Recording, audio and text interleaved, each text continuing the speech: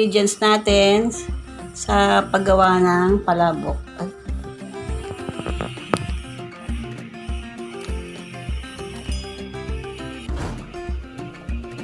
Una po, ito po yung ating pancit palabok na bihon palabok. Napalambot na po ito sa mainit na tubig. Pwede na po siyang lutuin. At ito po yung itlog na nilaga na binalatan na. Ito po yung sibuyas na tinusta. Ito po yung bawang na tinusta. At patay ng baboy, sibuyas, bawang, seasoning,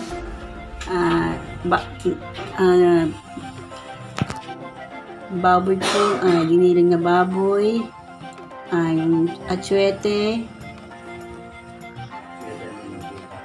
na may mantika, iodized salt, at paminta. Pamintang pino.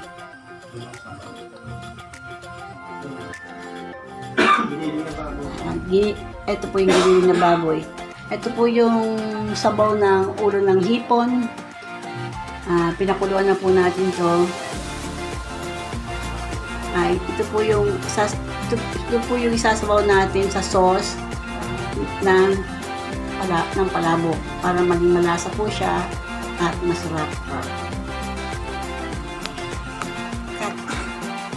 Umpisa na po natin mag-gisa sa pagluluto ng palabok. Nilagyan po natin ng konting mantika, pinainit po natin. Okay?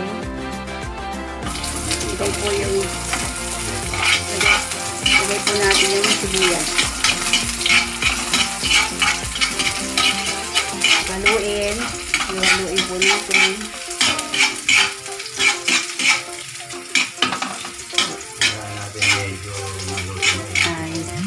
Kailangan po natin medyo maluto yung sibuyas para malasa po. Lagyan po natin ng bawang.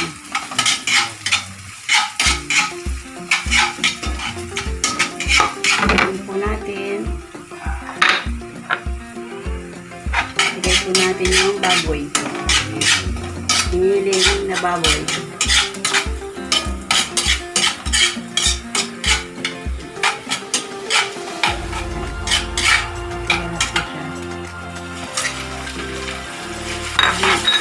Natin giniling na baboy. Haluin po siya. Haluin yan. Hanggang sa mag-dry. Para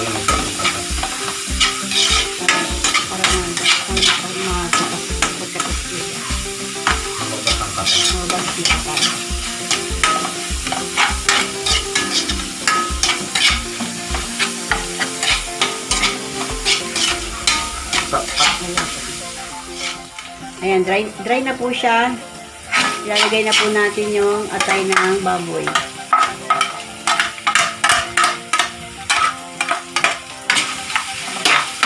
Haluin po natin siya. Haluin po natin siya. Dry na po siya. Ilalagyan po natin siya ng tubig.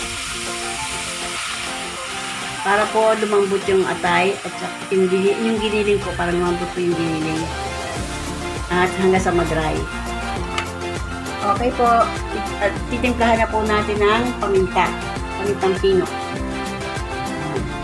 Depende po sa inyo kung yung panlasa nyo, kung marami o kung talagyan po natin siya ng iodized salt. Depende po sa inyo kung gaano marami ilalagay. At tayo po natin matuyo haluin. Tayo po natin matuyo ulit. Tuyo na po siya. Isa-set po yung sarap ng mantika niya. Isa-set aside po natin siya. At ang lutuin naman po natin ay yung sauce ng palabok. Umpisa na po natin ang paggawa ng sauce ng palabok. Lagay po natin yung 1/4 butter. Haluin po.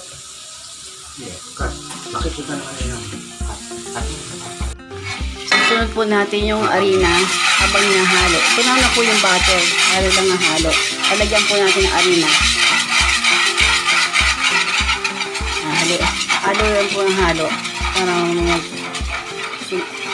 Para kumapit po yung butter at saka yung harina. Halo lang po siyang halo.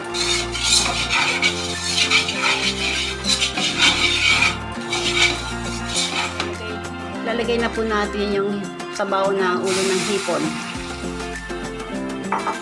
Haluin po. Lalagyan po natin siya ng pamintang pino. Titimplahan na po natin siya. Yan. Tapos po, iodized salt. Depende po kung mahalo to hindi ang gusto nyo. Seasoning po. Seasoning. Para po magkalasa siya. Para sumarap. Okay, eto na po siya. Malapot na po yung sauce. Haluin nyo lang po ng haluin hanggang sa lumapot. Ito, luto na po siya. Okay po. Ito na po yung mga ingredients. Sorry po, nakalimutan namin isama yung chicharon, baboy. Pero nakabili na po ako. Ayan, pinag-gayat ko na. Ihalo po yan dito sa ating palabok. Ito po, Ito po, ilalagay na yung tostadong bawang. Tostadong sibuyas po. Tapos po yung tostadong bawang.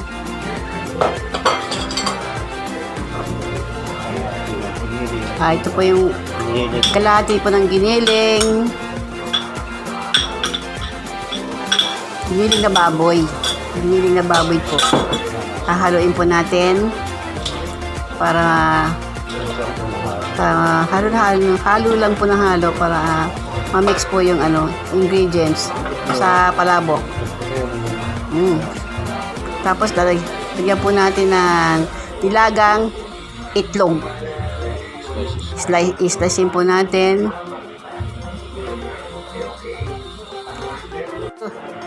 Lalagyan po natin ng chicharon. Pero ito, i-slice, nakuha na. Kalahati po ng chicharon. Ito na po yung ating palabok. Kasama na po dyan yung mga ingredients, yung itlog, toasted na sibuyas, bawang, giniling, at chicharong baboy. Ngayon, ibubuhos na po natin yung sauce.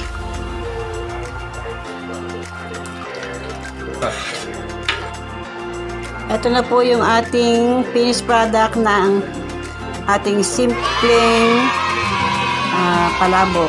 Niluto po namin. Ito. Ngayon, titikman po natin. Yan. Okay po. Titikman na po natin yung ating palabok. Pwede pong lagyan ng kalamansi. Titikman po natin.